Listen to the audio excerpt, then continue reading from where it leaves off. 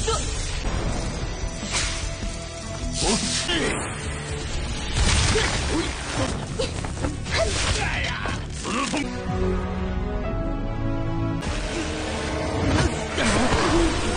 物还想要什么灵药？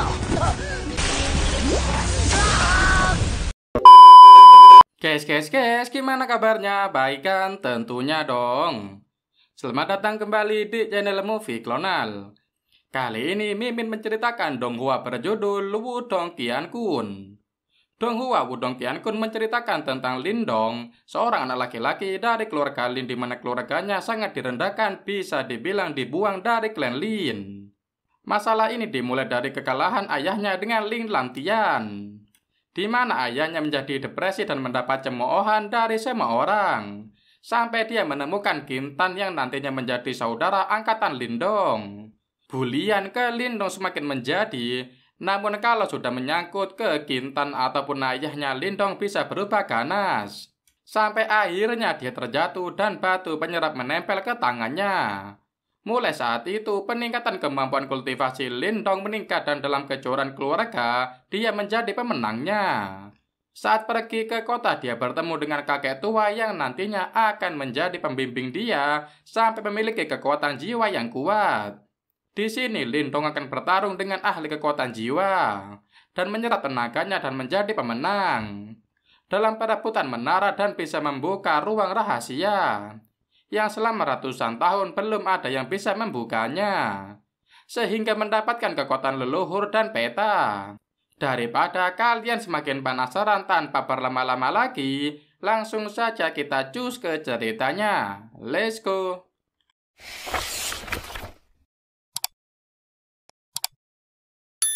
Di awal cerita diperlihatkan seekor rubah putih sedang berlari sekuat tenaga, karena dia dikejar oleh beberapa orang kultivator. Dia terus berlari hingga kultivator itu menyerangnya dan para kultivator itu berkata agar rubah putih itu menyerahkan Suzy. Kemudian rubah putih itu memilih untuk terjun ke dalam jurang. Ternyata di dasar jurang pun kultivator itu masih mengikutinya. Menyadari dirinya sudah terkepung, rubah putih itu kemudian memuntahkan sesuatu dari tubuhnya, seraya berkata jika dirinya hari ini akan mati. Namun untuk mendapatkan barangnya tidak semudah itu. Lalu dia meledakkan diri beserta benda yang dimuntahkannya tadi. Cerita kemudian berlanjut kini tampak terlihat seseorang sedang minum minuman keras, lalu dilihat oleh anak kecil dari jendela.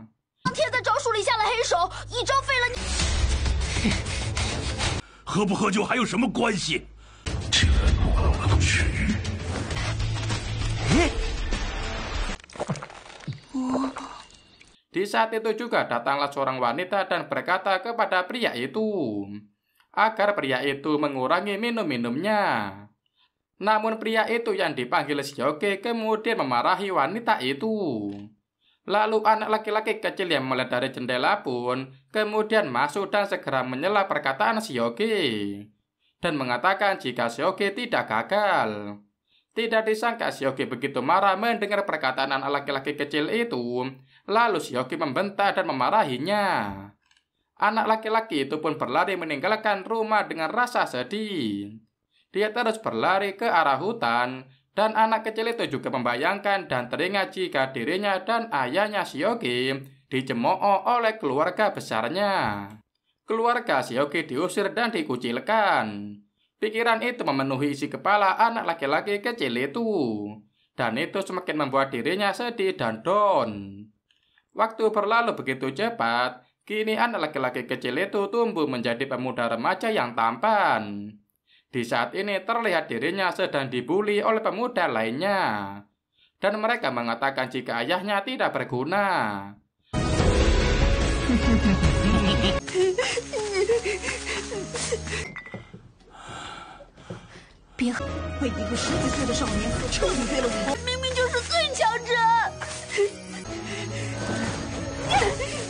Lalu mereka memukuli pemuda itu dengan melontarkan beberapa kata cacian dan makian. Pemuda itu terlihat lemah dan tidak bisa membalas serangan dan bulian dari pemuda lainnya.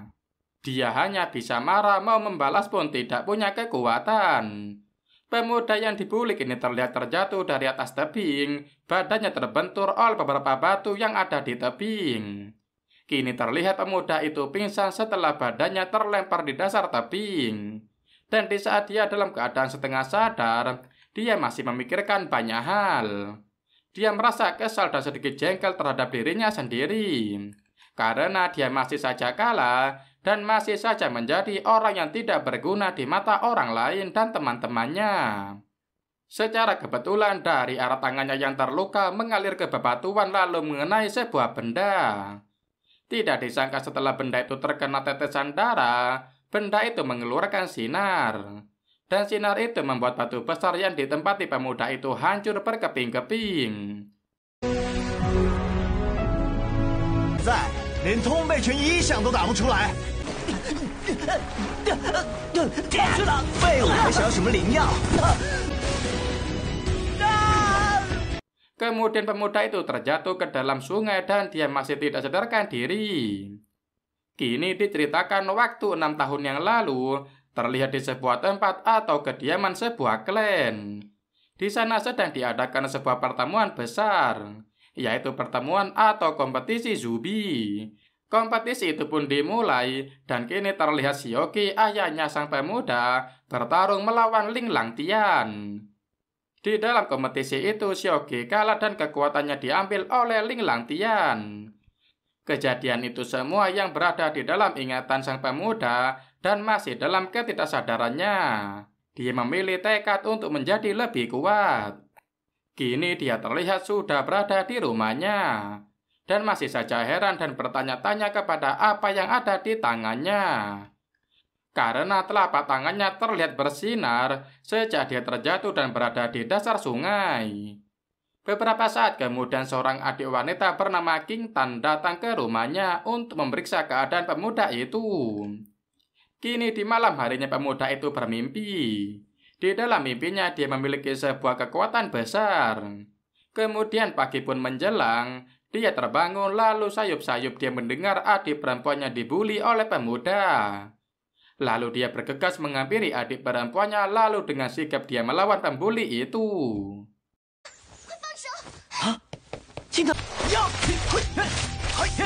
你在这里大喊大叫的，那我也告诉你，今天你护着他干嘛呀？就是啊。Di saat ini masih terlihat pemuda itu sedang melawan pembuli. Kali ini pemuda itu tidak bisa diremehkan karena saat ini dia memiliki kekuatan tinjuan 7 suara. Pemuda itu pun tidak menyadarinya jika dia saat ini sudah memiliki kekuatan. Dan hal itu membuatnya sangat senang. Ternyata kultivasi yang tadi malam itu sungguhan dan tidak hanya sebuah mimpi. Lalu ketika dia ingin menyerang untuk yang kedua kalinya, serangannya segera dihentikan oleh Lin Hong. Dan Lin Hong adalah kakak dari si pembuli itu. Karena Lin Hong tahu jika pemuda itu memiliki kekuatan di atas adiknya, lalu Lin Hong dan adiknya terus saja membuli pemuda itu, beserta King Tan, adik perempuan pemuda itu.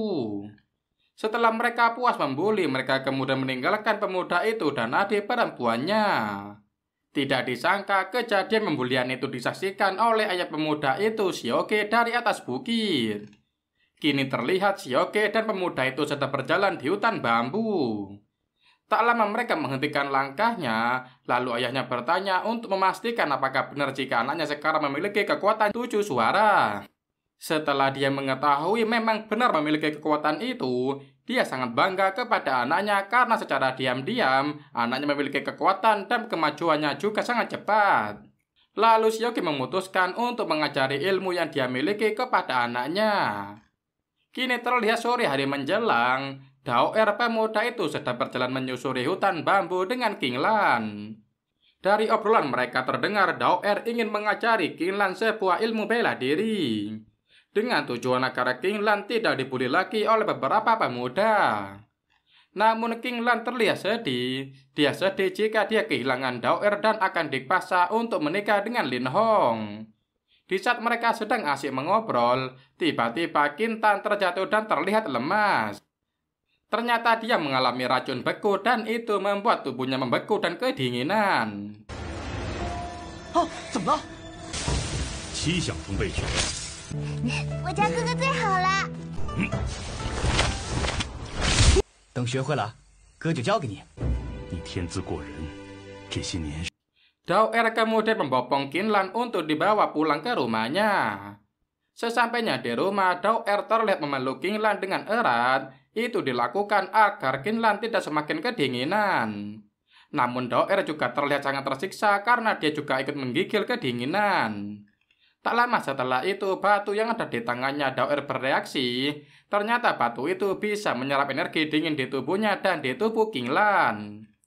Lalu dia beranjak untuk menarik semua energi dingin di tubuh Kinlan, dan tidak disangka energi itu membentuk sebuah 3 mutiara. Kini mulai perlahan tubuh Kinlan kembali ke suhu normal. Kini Kinlan mulai tersadar kembali, lalu Daoer memberitahunya jika dia bisa menyerap energi dingin. Kemudian dia membuktikannya, dan ketika energi dingin yang diserapnya menjadi sebuah mutiara, lantas Daoer memberitahu itu kepada adiknya. Kini hari yang ditunggu-tunggu itu telah tiba, hari di mana kompetisi keluarga diadakan. Di tempat kompetisi tampak sudah banyak orang-orang dari klan Lin dan para tetua sudah hadir. Tak terkecuali Xiaoge yang datang bersama Kinlan.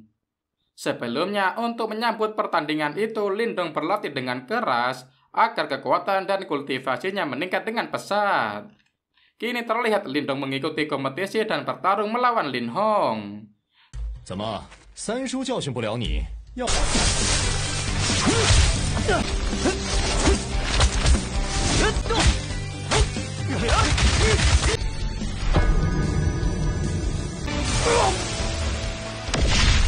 Singkat cerita, Lindong memenangkan kompetisi itu, dan kini sang kakek yang merupakan tetua dari klan Lin harus mengirim Lindong ke turnamen berburu.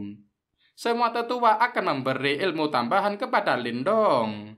Sesuai amanat dari tetua klan Lin, dan turnamen berburu ini akan diikuti oleh banyak klan dari keluarga lainnya.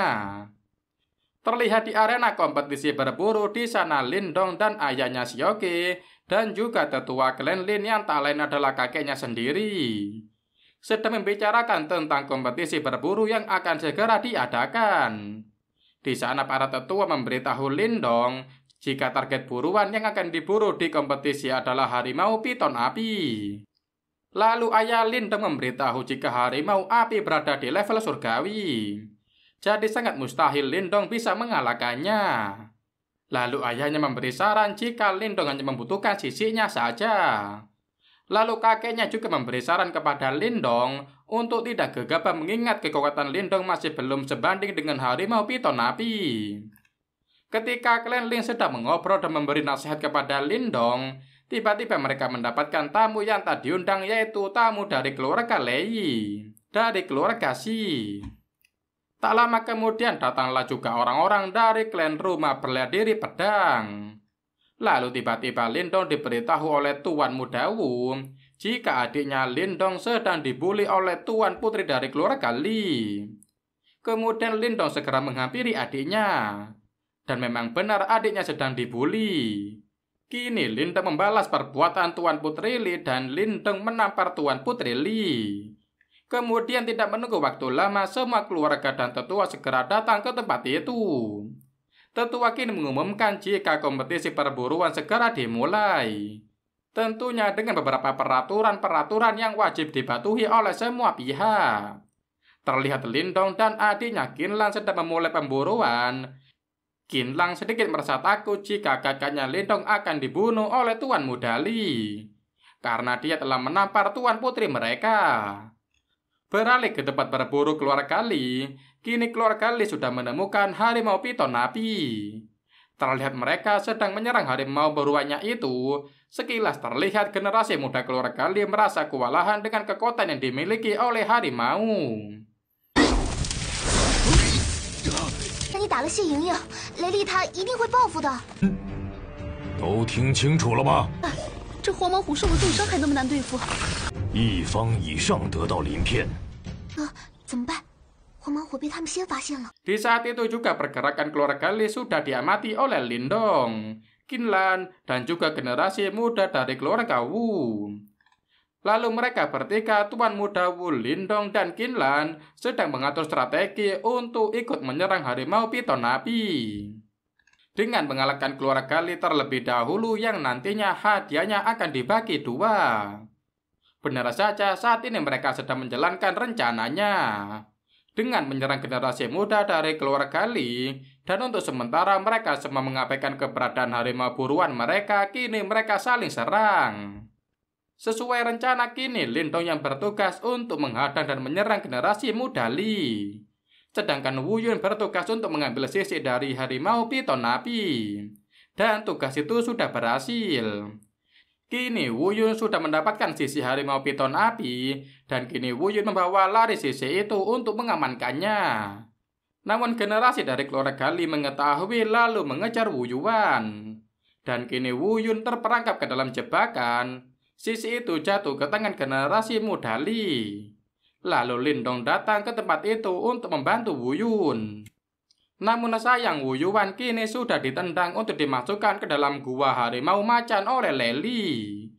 Dan dengan terpaksa Lindong memilih untuk membantu dan menyelamatkan temannya Wu Yun. Kini Leli kembali ke arena kompetisi dan dengan bangga dan yakin dia pasti akan dinobatkannya menjadi raja pemburu. Namun sayang ekspektasi Leli tidak menjadi kenyataan. Dari belakang datanglah Lindong dan Wu Yun dengan membawa anak harimau piton api. Kini para tetua sedang berpikir untuk menentukan pemenang dan menobatkan raja pemburu. Karena sesuai peraturan mereka semua memegang sisi harimau. Namun keluarga Li menawarkan untuk bertarung di arena dengan pabrik kayu besi dan anak harimau piton sebagai taruhannya.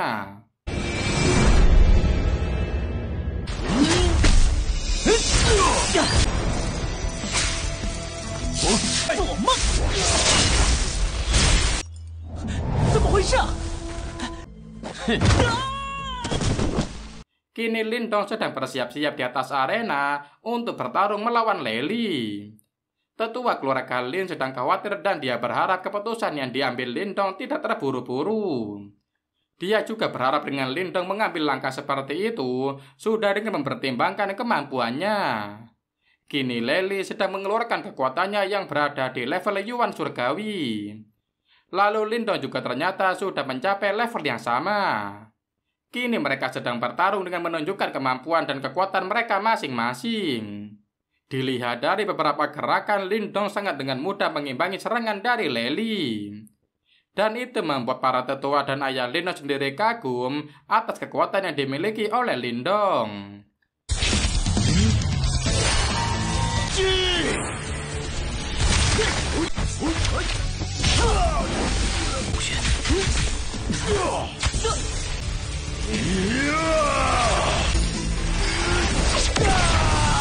Lindong kini bisa mengalahkan Leli dengan kekuatannya. Leli nampak sudah tidak kuat lagi untuk berdiri. Semua orang yang bersekutu terhadap keluarga Lin kini menjadi senang, termasuk para tetua klan Lin dan juga ayah Lindong. Tetua klan Lin kini berkata kepada tetua keluarga Lei untuk mempersiapkan pabrik kayu besi miliknya yang akan diakuisisi oleh keluarga Lin sebagai bahan taruhan. Kini terlihat keluarga Lin dan keluarga besar rumah bela diri sedang merayakan kemenangan Lindong. Kini Lindong dan Qinlan terlihat sedang bermain dengan anak harimau piton api di dalam hutan bambu. Lindong juga sambil terus berlatih untuk melatih kemampuannya. Dan sesekali Wu Yun juga datang untuk mengunjungi Lindong. Juga untuk bermain dengan anak harimau piton di dalam hutan. Saat ini para tetua dan juga Lindong sedang mengunjungi pabrik kayu besi milik keluarga Lei. Karena ini adalah hari terakhir waktu yang diberikan keluarga Lin untuk menyerahkan pabrik itu. Namun tidak disangka setelah mereka mendatangi pabrik itu, ternyata pabrik dalam keadaan kosong. Dan tidak itu saja, semua pohon dan hutan kayu di sekitar pabrik juga dalam keadaan rusak. Ternyata keluarga Lei tidak menepati janjinya, mereka memilih untuk kabur setelah merusak pabrik dan hutan. Kini keluarga Lin sedang mencari sesuatu yang mungkin masih bisa mereka gunakan dan mereka manfaatkan. Tiba-tiba anak harimau menemukan sesuatu. Dia terus menggali tanah sehingga menyebabkan bebatuan yang ada di sekitarnya menjadi runtuh. Di balik reruntuhan batu itu terdapat sebuah goa, lalu anak harimau dan Lindong memasuki goa tersebut.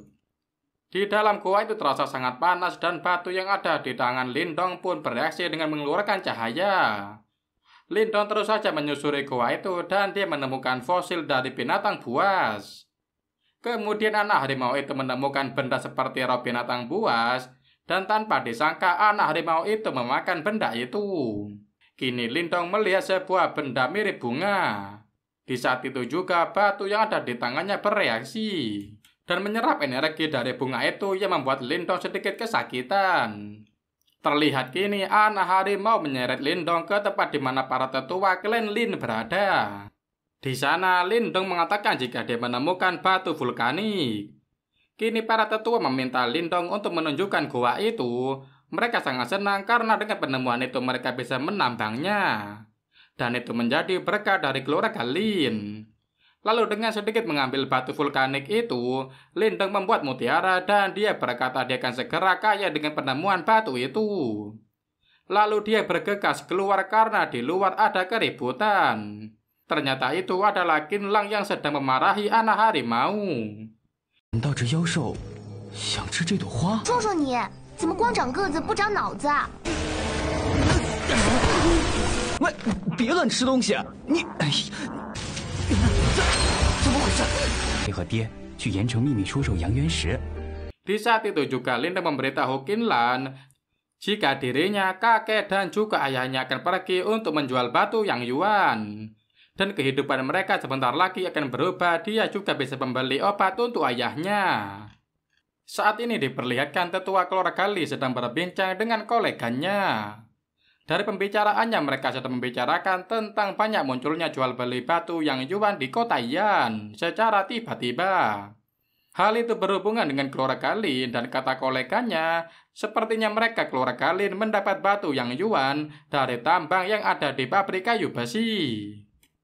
Kini koleganya memiliki rencana yang licik yang akan diperbuat kepada keluarga Lin. Saat ini terlihat keluarga Lin sudah sampai di kota Yan dan di sana mereka sedang menurunkan batu-batu yang Yuan dari keretanya. Beralih ke Lindong, saat ini dia sedang berjalan-jalan di pasar Yan. Di sana dia tertarik dengan suatu tempat. Kemudian dia memasuki tempat itu dan di dalamnya sangat ramai sekali. Ternyata tempat itu untuk menjual belikan batu-batuan alam. Di sana Lindong terlihat sangat senang dan terpukau sekali dengan tempat itu. Di sana dia tertarik dengan satu benda kuno, yaitu dompet alam semesta dan dengan menukarnya dengan batu yang Yuan. Kini dia bisa dengan mudah mendapatkan barang yang diinginkannya. Kemudian batu yang ada di tangannya bereaksi kepada sebuah benda, yaitu kepingan kayu dari dewa kuno. Namun di saat ini Lindong ingin membayar kepingan kayu itu, tiba-tiba dia didatangi oleh beberapa pengawal dan nona cantik, yang mengklaim bahwa itu adalah kayu kepingan milik nonanya. Beralih ke tetua keluarga Li dan koleganya, masih di tempat pertemuan yang biasanya, kini tetua Li sudah benar-benar memastikan jika keluarga Lin memang benar pergi ke kota Yan untuk menjual batu yang Yuan. Kita beralih ke Lindong, di sana dia masih berebut kayu dewa dengan nona cantik. Namun perebutan itu segera ditengahi oleh guru tua yang sendiri tadi memantau Lindong dari kejauhan. Akhirnya nona cantik itu mengalah dan menyerahkan semua keputusan kepada sang guru tua. 师傅也得给我保命。我倒是有几颗阳元丹。他们为何要来犯我林家？这块神木是我们家小姐的。相见是缘，这东西便送。 Kemudian guru tua menawarkan diri untuk menjadi gurunya Lindong. Namun Lindong dengan sopannya menolak dengan halus tawaran si guru. Tak berlangsung lama, tiba-tiba ada pengawal dari klan Lin yang memberitahu Lindong jika sedang terjadi kekacauan. Keluarga mereka sedang diinvasi oleh desa naga hitam. Dan para tetua kini sedang menuju ke kediaman mereka. Lalu Lindong segera bergegas untuk menuju pabrik kayu besi. Karena dia mengkhawatirkan keselamatan adiknya dan juga harimau peliharaan mereka yang masih berada di pabrik itu. Beralih ke pabrik kayu besi, Di sana terlihat desa naga hitam menyerang semua klan Lin termasuk adik Lindong dan harimau peliharaan mereka. Para pengawal mereka sudah banyak yang menjadi korban, dan saat yang tepat itulah Lindong hadir di sana untuk menyerbu sang ketua desa hitam. Di awal pertempuran mereka berdua, Lindong terus diserang oleh Wusa. Namun Lindong masih bisa menahan serangan itu. Kemudian Lindong terus diserang sampai membabi buta oleh Wusa. Yang pada akhirnya Lindong mengalami peningkatan kultivasi menjadi rana surgawi di tengah gempuran serangan Wusa dan anak buahnya. Untunglah kultivasi itu selesai dengan sempurna dan kini Lindong sudah mencapai rana kultivasi surgawi. Saat ini dia dengan mudah bisa menyerang Wusa, dengan satu pukulan saja sudah bisa melumpuhkan dan menewaskan Wusa. Beralih ke kediaman keluarga Li, di sana terlihat Lei sedang melaporkan kematian Wusa kepada tetua klan Li. Memang benar jika Wusa adalah kepanjangan tangan dari keluarga Li. Dia digunakan sebagai tukang pukul keluarga Li. Mendengar tentang kematian Wusa, tentu saja tetua itu semakin naik pitam dan ditambah lagi jika yang membunuh Wusa adalah Lindong. Dia menjadi semakin geram.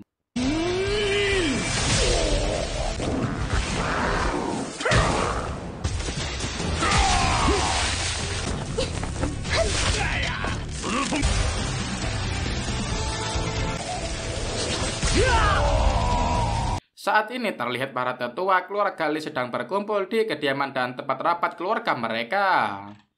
Di sana tetua Li berbicara jika Qin Dong sudah dikirim keluar dan saat ini tinggal menunggu Lin Zhengtian memakan jebakan itu. Jika dia berani datang ke kediaman keluarga Li, beliau memastikan dia tidak akan bisa kembali. Dari pembicaraan mereka bisa diketahui jika keluarga Li sedang berencana untuk menjebak seseorang. Mereka juga sudah mempersiapkan kekuatan yang lebih besar jika saja nanti tetua Li tidak bisa menghadapinya. Mereka sudah menyiapkan seseorang yang lebih kuat lagi dan yang memiliki kekuatan mental. Beralih ke Lindong, saat ini dia sedang berada di hutan untuk melatih kekuatannya. Dia juga sedang mempelajari buku yang diberikan oleh guru tua tempo hari waktu di kota Yan. Lalu di tengah proses berlatihnya, Lindong mengatakan jika dirinya telah diberi guru agung Sendong Pian yang sangat luar biasa. Hanya dengan membacanya saja itu cukup membantunya untuk mencapai Yuan dunia tingkat 1. Dan itu juga membantunya mempunyai kemampuan menggunakan kekuatan mental untuk mengendalikan potongan Yuan. Di saat yang tidak begitu lama, dia melihat kakeknya juga sudah menembus ke ranah kultivasi yang lebih tinggi lagi, yaitu ranah Yuan dan 4 bintang. Dan setelah itu harus melalui beberapa tingkat lagi agar benar-benar menjadi orang yang hebat di keluarga Li. Tak lama kemudian datanglah paman Lindong dan dia membawa informasi jika keluarga Li mengirimkan undangan dan mereka bilang mereka mengundang pesta sebagai permintaan maaf atas masalah yang terjadi pada pabrik kayu besi. Beberapa orang mengatakan jika itu adalah jebakan.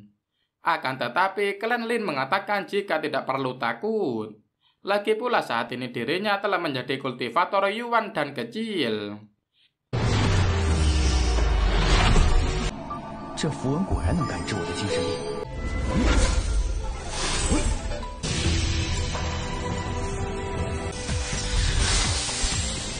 在窥视阴谋。 Kini mereka semua sepakat untuk pergi memenuhi undangan itu. Di samping itu, ayah Lindong juga sudah stabil kembali baik itu kekuatannya dan juga kesehatannya. Keesokan harinya mereka sudah sampai di kediaman keluarga Lei. Kedatangan mereka disambut sendiri oleh Lei Bei, tetua klan Lei. Anehnya yang boleh masuk hanya tetua klan Lin dan tetua dari rumah bela diri. Sedangkan yang lainnya diminta untuk menunggu di luar, begitu juga dengan Lindong dan Wu Yun. Beralih ke pertemuan para tetua, di dalam mereka berempat tetua keluarga Li, tetua keluarga Si, tetua keluarga Lin, dan tetua rumah bela diri. Mereka semua sedang membicarakan tentang bisnis besar yang akan dibangun di kota Qingyan. Dan yang akan menjadi pemimpin dari bisnis itu adalah keluarga Li. Namun dua tetua tidak setuju dan memilih untuk meninggalkan tempat pertemuan itu. Namun Li Bao segera bertindak, dia segera memblokade tempat itu, sehingga dua tetua itu tidak bisa kemana-mana. Pertempuran antar tetua tidak bisa dihindarkan, kini mereka berempat saling menyerang.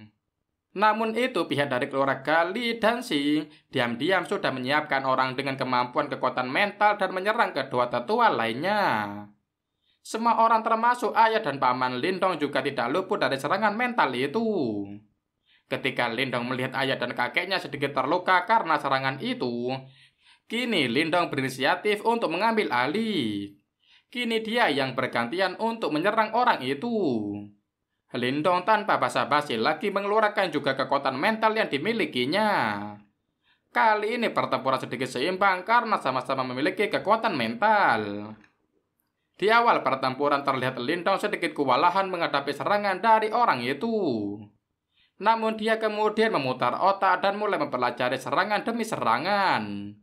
Yang pada akhirnya Lindong menyerap semua kekuatan dan senjata dari musuhnya. Hal itu membuat musuhnya tampak lemah, dan pada saat itulah giliran Lindong untuk menyerangnya dan kini Lindong dapat membunuh musuhnya itu.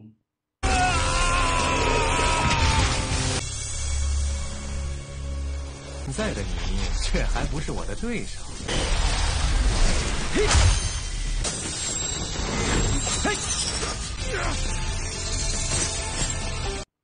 Diceritakan setelah pertempuran itu dikabarkan jika hubungan keluarga Lei dan keluarga Xi tidak berjalan dengan baik. Kini keluarga Lin yang sedang populer dan tidak mempunyai pesaing di kota Qinyan. Namun karena Lindong membunuh Gu Yin dari sekte Serigala Darah, saat ini sekte itu juga dipanggil ke kota Qinyan. Beralih ke Lindong, saat ini terlihat Lindong sedang melatih kekuatannya. Karena dia sangat menyadari jika sekte Serigala Darah tidak akan melepaskannya dengan mudah. Tiba-tiba di tengah latihannya, semua siluet dirinya yang telah memperagakan jurusnya satu persatu telah menghilang. Dan hal itu membuat dirinya kebingungan dan bertanya-tanya. Beralih ke kediaman klan Lin, di sana ada seseorang yang mengatakan jika keluarga Lin harus menanggung akibatnya karena telah membunuh Gu Yin dari sekte Serigala. Sontak saja semua orang yang berada di ruangan itu kaget. Mereka semua mempersilahkan diri karena hal ini pasti akan terjadi kepada klan Lin. Kini tetua klan Lin dan ayahnya Lindong keluar untuk menemui pasukan dari sekte Serigala itu. Tetua terlihat memperkenalkan diri dan menyambut mereka dengan baik-baik. Namun ketua dari sekte itu tidak bersikap baik. Tetua sebenarnya juga sudah menjelaskan tentang duduk perkaranya. Namun tetua sekte itu tidak mau tahu. Dia ingin berdamai jika tetua klan Lin menyerahkan orang yang telah membunuh Gu Yin. Dan juga menginginkan klan Lin untuk menyerahkan pabrik kayu besi. Dan juga dia meminta agar klan Lin melayani sekte Serigala Darah. Namun tetua menilai bahwa permintaan dan syarat itu sungguh di luar dugaan. Ada kecenderungan pembulian terhadap keluarga Lin. Tetua akhirnya dengan menghormati klannya, dia menolak syarat itu. Kemudian ketua kelompok itu mulai menyerang tetua Lin. 而才一印而已，短短3个月，就行。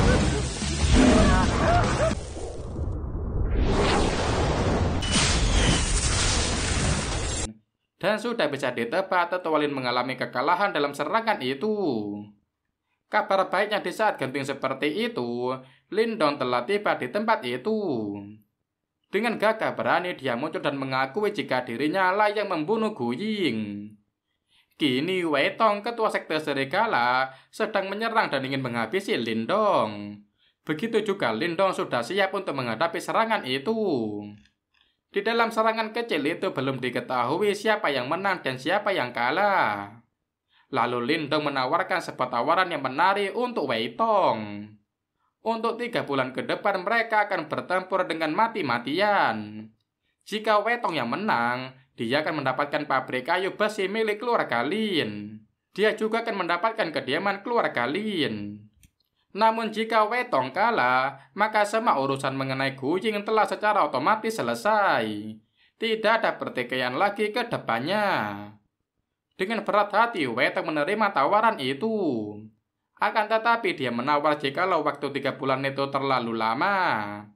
Dia menyetujui namun dengan syarat hanya 2 bulan dari sekarang pertempuran itu akan dilakukan.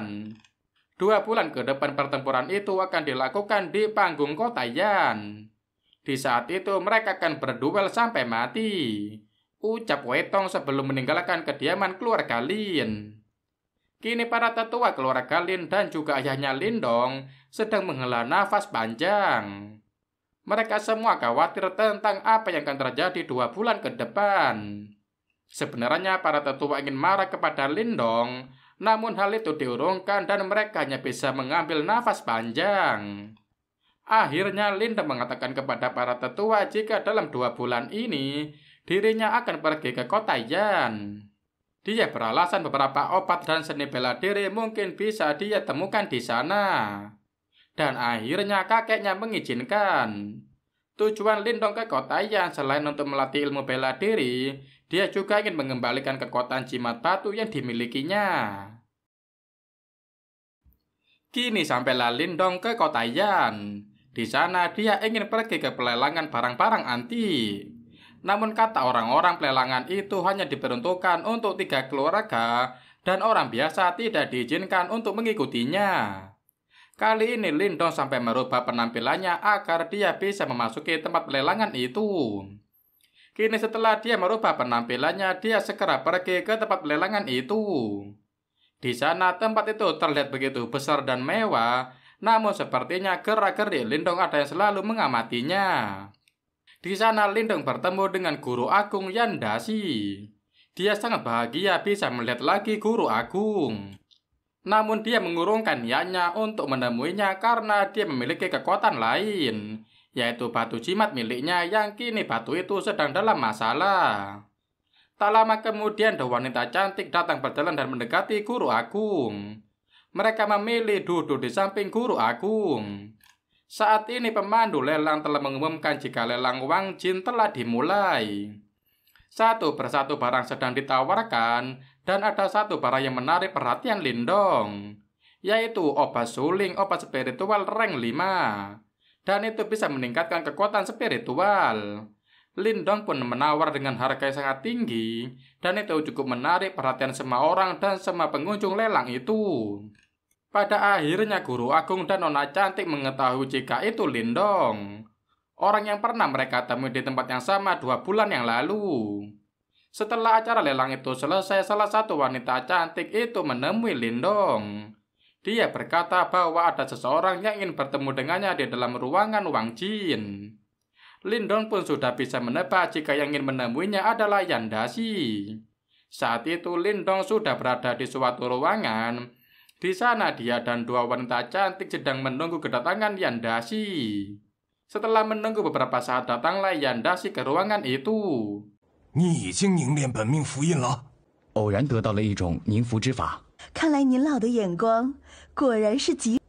小子侥幸有所觊觎，方才能够发挥出精神力的威力。是我做神。给你的神。 Di sana Yandasi masih berniat untuk membantu Lindong untuk memperbaiki segel kehidupannya.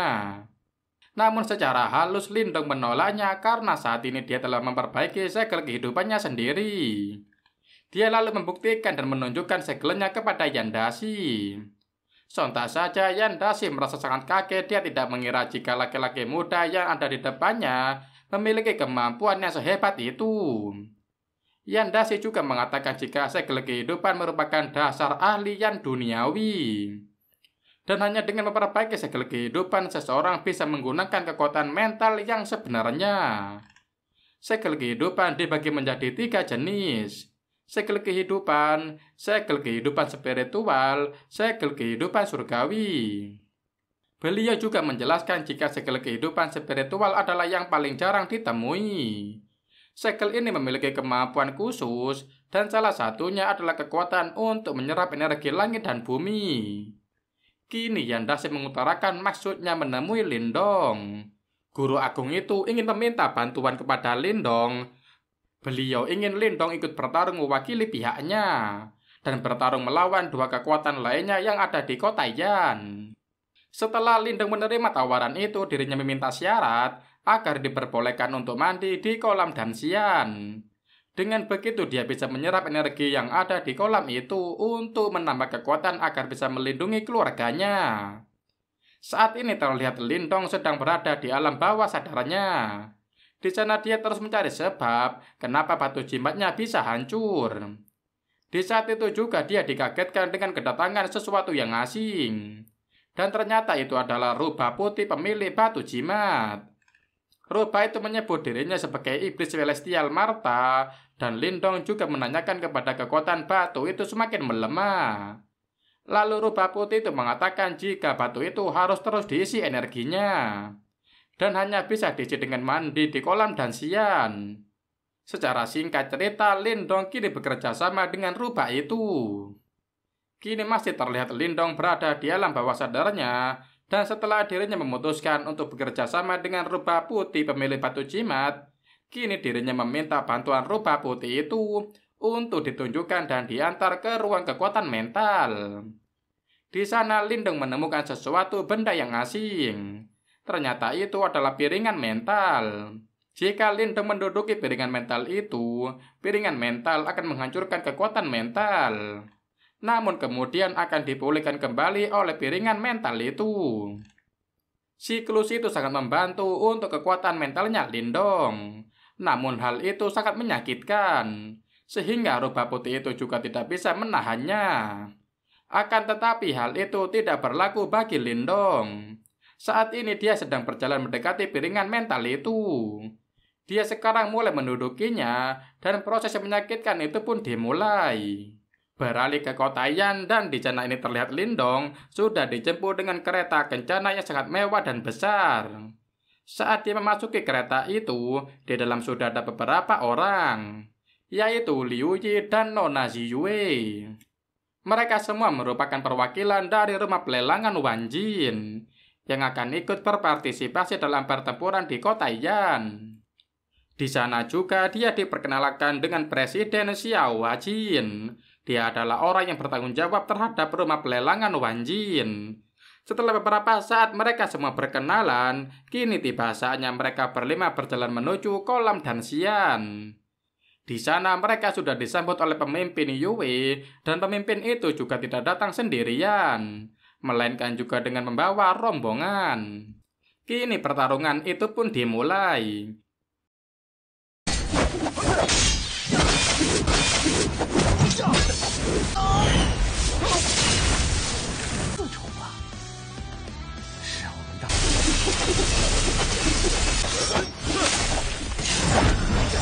Babak pertama sudah berjalan, dan di babak pertama ini telah diumumkan jika pemenangnya adalah rumah pelelangan Wan Jin.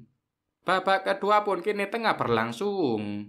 Di sela-sela pertempuran babak kedua itu, rubah putih melancarkan niatnya yaitu mandi di kolam Danxian. Saat ini pertarungan babak kedua sudah usai. Pemandu pertarungan mulai mengumumkan pemenangnya. Dan kali ini yang menjadi pemenangnya adalah tentara bayaran Serigala Darah. Jadi skor untuk sementara masih imbang 1-1. Dan kini kemenangan di antara keduanya tergantung di babak ketiga ini. Tuan Xia pun meminta Lindong untuk melakukan yang terbaik, karena hanya Lindong harapan satu-satunya yang dimiliki rumah pelelangan Wan Jin. Kini pemandu pertarungan mengumumkan jika babak ketiga sudah dimulai. Keduanya pun sudah bersiap untuk memulai pertarungan. Di saat semuanya terlihat begitu mudah bagi Lindong, dia bisa melumpuhkan musuhnya.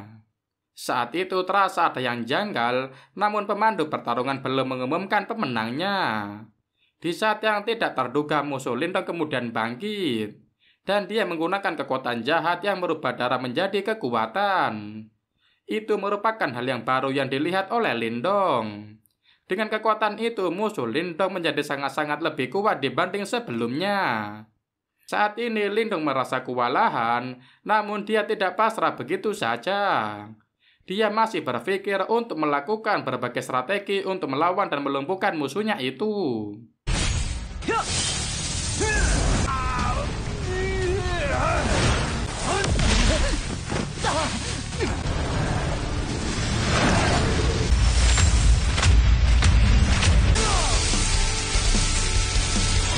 Ketika musuhnya mengeluarkan kekuatan penuhnya, yaitu kekuatan tangan darah, Lindong juga mengimbanginya dengan mengeluarkan kekuatan mental tingkat tingginya, yaitu kekuatan Borkeong, yang baru saja dia mendapatkan kekuatan itu lewat piringan mental. Dari kedua kekuatan itu telah diketahui jika kekuatan Lindong jauh lebih kuat. Kemudian pemandu pertarungan mengumumkan pemenangnya, dan untuk pemenang pertarungan di babak ketiga ini adalah rumah pelelangan Wanjin yang diwakili oleh Lindong. Semua orang yang berada di pihak rumah pelelangan Wanjin merasa sangat senang dan bahagia, karena akhirnya mereka yang menjadi pemenangnya. Kemudian pemimpin Yue mendekati mereka dan mengatakan jika dia menerima kekalahan dengan sportif. Dia juga berkata jika lain kali ingin bertarung dengan Lindong dan mengalahkannya. Bertempat di kolam Danxian, di sana terlihat 5 orang dari perwakilan rumah pelelangan Wanjin. Presiden Xia mengatakan kepada semua orang yang ada di sana jika ukuran kolam memang tidak besar, namun sangat dalam dan semakin ke dalam energinya semakin kuat. Lalu beliau menyarankan kepada mereka bertiga untuk tidak menyelam terlalu dalam. Kemudian Tuan Xia juga mengatakan jika untuk saat ini beliau akan melindungi mereka bertiga. Saat ini nampak dari 3 orang itu sedang menyelam ke dalam kolam. Lantas mereka bermeditasi untuk menyerap energi dari kolam itu. Di sana Lindong juga tak lupa menggunakan teknik ini yang diajarkan oleh kakeknya.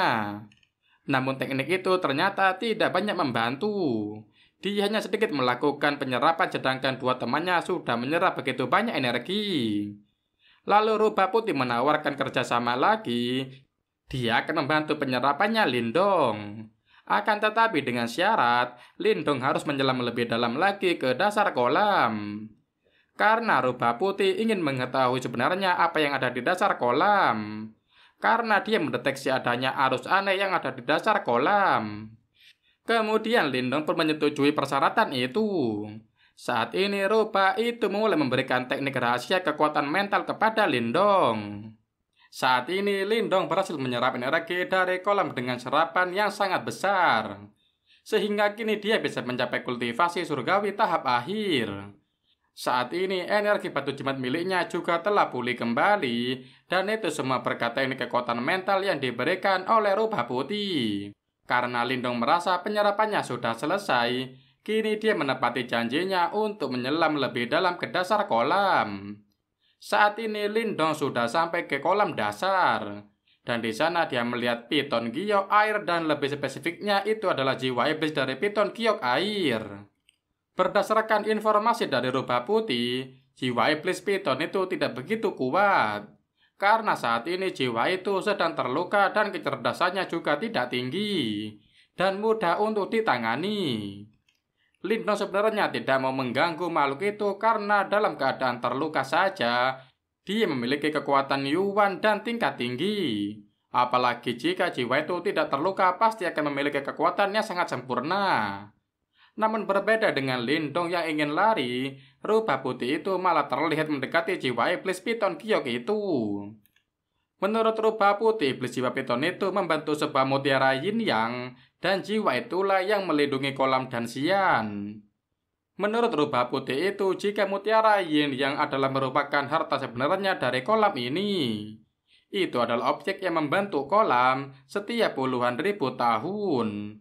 Dan jika Lindong bisa mendapatkan mutiara itu, maka Rubah itu menjamin dalam waktu 3 bulan, Lindong akan memasuki tahap Yuan Yin. Namun Lindong memilih untuk hidup aman, dan tidak akan mengambil mutiara itu. Walaupun mutiara itu sangat berguna bagi dirinya. Lalu Rubah Putih yang kali ini akan mengambil mutiara itu, dan dia akan meminjamkan kekuatan Lindong untuk mengambilnya. Akhirnya rencana itu tidak sesuai dengan ekspektasi. Saat ini ular piton itu terbangun dan mereka berdua kini dalam masalah besar. Singkat cerita, Lindong dan Rubah Putih itu kali ini berhasil dan mereka mendapatkan mutiara berharga itu. Beralih ke dalam tempat kereta kencana. Di sana 5 orang sudah berkumpul dan di sana mereka mengucapkan terima kasih kepada Lindong karena berkat kemampuannya dia bisa memenangkan pertarungan. Lindong juga bercerita jika dia akan bertaruh sampai mati dengan Wei Tong dalam beberapa waktu ke depan. Lalu Nona Su meminjamkan sebuah buku berharga kepada Lindong.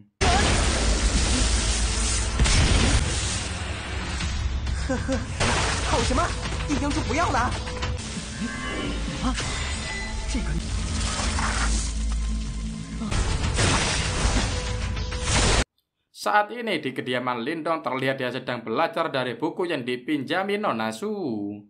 Dia juga berusaha untuk membangunkan jiwa batu jimat yang dimilikinya dan juga rubah putih. Namun karena terlalu banyak energi yang dipakai oleh rubah putih dan juga batu jimat, maka akan sedikit lebih sulit untuk membangunkannya. Dengan sedikit tambahan usaha, akhirnya jiwa batu jimat itu telah pulih kembali, dan itu membuat Lindong sangat bahagia. Kini mereka berdua mulai berlatih kembali dengan kekuatan yang baru. Namun dengan kekuatan itu saja masih dirasa cukup kurang. Akhirnya Lindong berinisiatif untuk mulai menggunakan mutiara piton. Dan benar saja dengan mutiara itu kekuatannya kini semakin bertambah kuat. Beralih ke kota Qinyan, di sana terlihat Kintan sedang bersedih. Lalu dia dihampiri oleh Wu Yun. Wu Yun mengajak Qinlan untuk segera ke kota Yan untuk melihat pertandingan antara Lindong dan Wei Tong. Di sisi lain kini Lindong dengan segala upayanya telah mencapai ke level Yuan dan 8. Dan dia teringat jika kakeknya juga hanya mencapai Yuan dan tingkat 4. Kini dia sangat bahagia karena dia akhirnya bisa menyelesaikan kultivasinya sebelum pertarungan. Kini kekuatannya juga sudah melampaui level 2 Yuan duniawi. Dan inilah hasil dari berlatih kekuatan mental selama berhari-hari, dan itu hal yang tidak sia-sia. Saat ini Lindong dan Nona Su berada di rumah pelelangan, dan di sana Lindong diajak ke suatu ruangan. Di ruangan itu sudah ada King Tan, adik perempuannya dan juga ayah dan kakek Lindong. Tentu saja hal itu membuat Lindong sangat bahagia. Tak lupa dia juga mengucapkan terima kasih kepada Nona Su karena telah merawat keluarganya saat berada di kota Yan. Kini keluarga itu melepas kangen dengan bercengkrama hangat. Lindong juga menanyakan kepada mereka tentang kabar keluarga yang lain. Di sana juga terlihat tetua dan ayah Lindong sedang mengkhawatirkan tentang keselamatan Lindong. Tetua juga menyarankan jika Lindong tidak siap, maka Lindong bisa untuk melarikan diri. Namun hal itu langsung ditolak oleh Lindong. Dia akan bertarung untuk melindungi keluarga Lin dan dia juga optimis akan memenangkan pertarungan ini. Kini hari pertarungan telah tiba. Semua orang memberikan atensi kepada pertandingan ini. Menurut kabar yang beredar, pertandingan antara Lindong dan Wei Tong sudah disiarkan ke setiap kota. Hal itu membuat semua orang berbondong-bondong untuk datang ke kota Yan untuk menyaksikan pertandingan itu. Saat ini terlihat semua orang mendukung Wei Tong dan meneriakkan nama Wei Tong. Sementara itu pihak Lindong yaitu Tuan Xia dan Nona Su dan juga Guru Agung memberikan wejangan kepada Lindong. Nona Su juga sudah menyiapkan plan B dengan melindungi semua klan Lin. Jika nanti terjadi sesuatu, klan Lin bisa segera keluar kota untuk menyelamatkan diri. Dengan begitu Lindong bisa merasa lebih aman, dan saat ini dia akan berfokus untuk pertandingan saja. Kini keduanya Lindong dan Wei Tong sudah bersiap untuk melakukan pertandingan itu. Pemandu pertandingan juga sudah mengumumkan jika pertandingan sudah dimulai. Terlihat tetua dan ayah Lindong juga sedang menyaksikan pertandingan itu. Pertandingan kini berlangsung sangat sengit, namun pihak Wei Tong berbuat curang. Mereka menyewa pembunuh bayaran dan ketika pertandingan itu berlangsung, pembunuh bayaran itu mengancam adik Lindong. Dan itu cukup membuat konsentrasi Lindong terlalaikan. Lindong kini tidak bisa berbuat apa-apa. Akhirnya dari pihak rumah pelelangan mengetahui jika Wei Tong menggunakan cara licik dengan menyandera adik Lindong. Lalu mereka segera mengambil sikap. Tuan Xia kemudian menyuruh seseorang untuk menyelamatkan adik Lindong.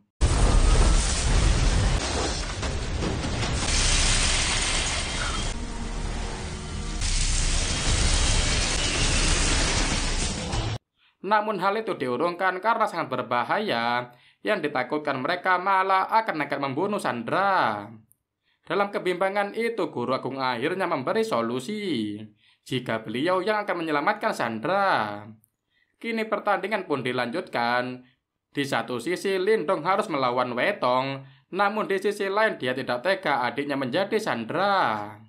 Lalu dia mengambil langkah untuk menerima serangan dari Wetong tanpa perlawanan. Dan itu memang benar-benar membuat Lindong mengalami kekalahan. Beberapa saat dia menjadi bulan-bulanan Wetong, namun setelah mengetahui jika adiknya hanya diancam menggunakan jarum dewa, dia pun mulai bangkit dan mulai melakukan perlawanan.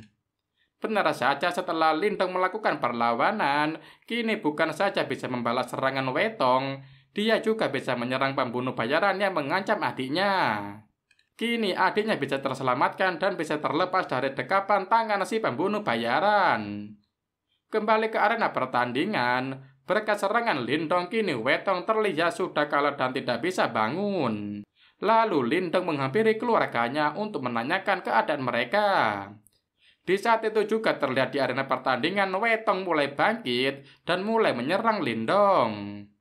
Lindong yang mengetahui itu pun langsung menghampiri Wetong. Dia juga mengatakan jika pertarungan sampai mati ini belum berakhir. Kini dia mulai untuk melakukan penyerangan terhadap Wetong. Begitu juga dengan Wetong, kini dia bersiap untuk melakukan serangan kepada Lindong. Dari serangan itu menimbulkan banyak debu, sehingga membuat orang-orang yang ada di sana mengalami batu. Akan tetapi Wetong melambaikan tangan dan dia berkata jika dirinya menyerah. Namun Lindong tidak begitu saja menerima kata menyerah dari Wetong. Karena Wetong dinilai sudah sangat keterlaluan. Kini Lindong bersiap untuk menyerang Wetong tanpa akhir. Wetong terlihat hanya bisa menahan serangan, namun pertahanan itu tidak berlangsung lama. Kini Wetong terkena serangan pisau dewa milik Lindong. Wetong terlihat tergeletak dengan mengeluarkan banyak darah dan akhirnya dia pun tewas. Orang-orang yang telah bertaruh untuk Wetong pun bersiap untuk kehilangan uang mereka. Karena kini orang taruhannya sudah tewas. Orang-orang yang telah mengenal keluarga Lin, mereka tidak bisa lagi memandang rendah keluarga Lin. Kemudian pemandu pertandingan pun mengumumkan hasilnya. Diketahui pertandingan itu dimenangkan oleh Lindong dari keluarga Lin. Setelah pertempuran di arena, Sekte Darah memiliki masalah internal dan menghilang sepenuhnya. Sedangkan Lindong dan keluarga Lin akhirnya terkenal di kota Yan. Cerita dilanjutkan beberapa bulan kemudian, kini terlihat keluarga Lin menjadi sangat populer. Dan orang-orang terus membicarakan keluarga itu dengan kalimat yang positif. Terlihat saat ini di kediaman keluarga Lin sedang ada aktivitas yang sangat sibuk. Kediaman keluarga Lin kini tampak begitu lebih mewah dan megah. Mereka juga memiliki kereta-kereta yang bagus dan besar. Kini Tuan Xia sudah tiba di kediaman keluarga Lin. Tuan Xia disambut sendiri oleh ayahnya Lindong. Dan tak lupa Tuan Xia juga membawakan hadiah untuk klan Lin sebagai tanda persahabatan. Beralih ke Lindong, kini terlihat Lindong sedang menemui Guru Agung untuk minum teh. Dan juga tak lupa Lindong menimba ilmu dari Guru Agung. Saat ini terlihat pria tampan dan bersahaja sedang berlatih ilmu pedang. Di saat itu juga dia menerima pesan dari makam Nirvana. Kini juga diperlihatkan seorang wanita cantik nan anggun sedang menerima pesan juga dari jantung Nirvana. Dan ceritanya pun bersambung sampai sini dulu ya guys ya. Gimana menurut kalian, seru atau tidak cerita Lindong ini? Kalau seru, Mimin akan lanjut ke season 2-nya. Tulis ya di kolom komentar kalau kalian mau lanjut. Oke cuy, sekian dulu video dari Mimin. Sampai ketemu di video-video berikutnya. Tetap jaga kesehatan dan jangan lupa makan. Oke, sekian, terima kasih.